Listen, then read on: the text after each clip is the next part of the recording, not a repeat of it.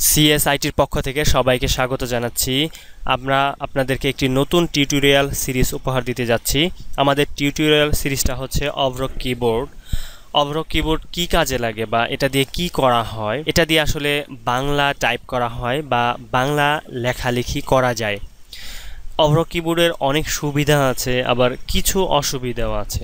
সুবিধাটা হলো আমরা সচরাচর যেভাবে বাংলা লিখি এইভাবে সাধারণত অভ্র কিবোর্ড দিয়ে বাংলা লেখা হয় না।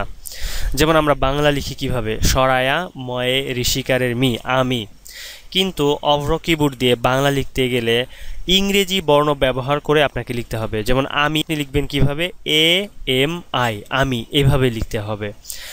আমরা আসলে এই লেকচারে কি দেখাবো বা কিভাবে দেখাবো বা কাদের জন্য, এই বিষয় নিয়ে এই লেকচারটা কথা বলবো। এটা ইন্ট্রোডাক্টরি একটা লেকচার। অনেকে বলতে পারে যে বিজয় দিয়েও তো লেখা যায়, তো তাহলে বিজয় এবং অভ্রর মধ্যে তফাৎ। অনেকে হচ্ছে বিজয় এবং অভ্র দিয়ে আবার একসাথে কাজ করে। তো আমি একটা কথা বলবো, বাংলাদেশের বিভিন্ন প্রতিষ্ঠানে, সরকারি প্রতিষ্ঠানে আসলে বিজয়টাই ব্যবহার করা হয়, আর যারা পার্সোনাল ইউজ করে তারা সাধারণত অভ্র ব্যবহার করে।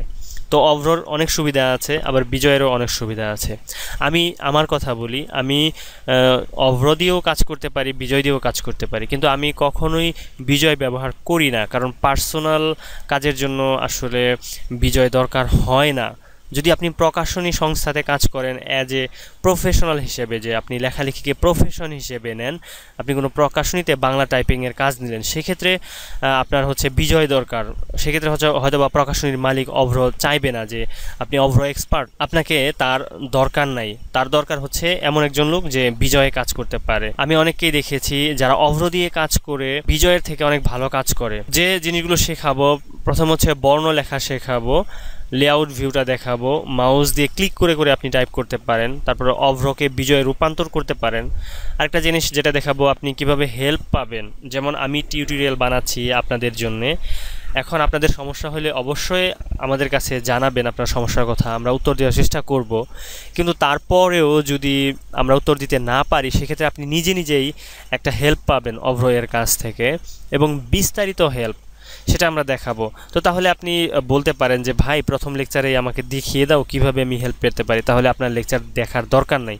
না ভাই, আমি অনেককে দেখিয়েছি, সেক্ষেত্রে হচ্ছে তারা ওইটা দেখে না, কারণ ওইটা লিখিত রূপ, তো ওইটা দেখে না। আমি লেকচারগুলো তৈরি করতে থাকি, এবং আপনার যদি সমস্যা হয় আমাদের কাছে জানাবেন, অথবা আপনি হেল্প নিতে পারেন। এছাড়াও আমরা আরও কিছু বিষয় দেখাবো, যে অভ্র এবং বিজয়ের মধ্যে তফাৎ কী, বা অভ্র এবং বিজয়ের সুবিধা বা অসুবিধা কী। এটা প্রথম দিকে বললে আপনার মনে থাকবে না, এজন্য আমরা শেষের দিকে বলবো। আর আপনি যদি হচ্ছে ইংরেজি এবং বাংলা টাইপ একসাথে শিখতে চান, বা যে কোনো একটাতে এক্সপার্ট হতে চান, যদি আপনি ইংরেজিতে এক্সপার্ট হতে চান তাহলে আপনি ইংরেজি টাইপ করবেন, আর যদি বাংলাতে এক্সপার্ট হতে চান তাহলে আপনি বাংলাতে শুরু করবেন। কিন্তু আপনি যদি দুইটাতেই এক্সপার্ট হতে চান তাহলে আপনি কোনটাতে শিখবেন? আপনি কি অভ্র শিখবেন না বিজয় শিখবেন?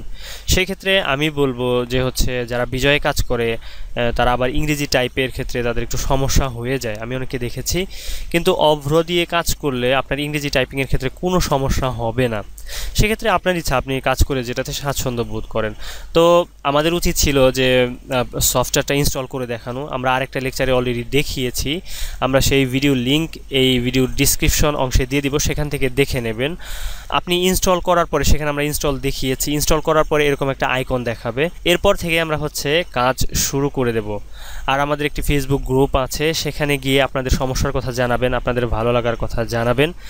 আমরা চাইবো আপনাদের উত্তর দিতে। এমন না যে সেখানে হচ্ছে আপনি প্রশ্ন করলেন আমরা শুধু উত্তর দিলাম, এমন হতে পারে সেখানে আরেকজনে প্রশ্ন করলো আপনি উত্তর দিলেন, এইভাবে আর কি। সব প্রশ্নের উত্তর দিয়ে আমরা দেব এমন না। তো চলুন পরবর্তী লেকচার থেকে আমরা হচ্ছে অভ্রতে পুরোদমে কাজ করা শুরু করব।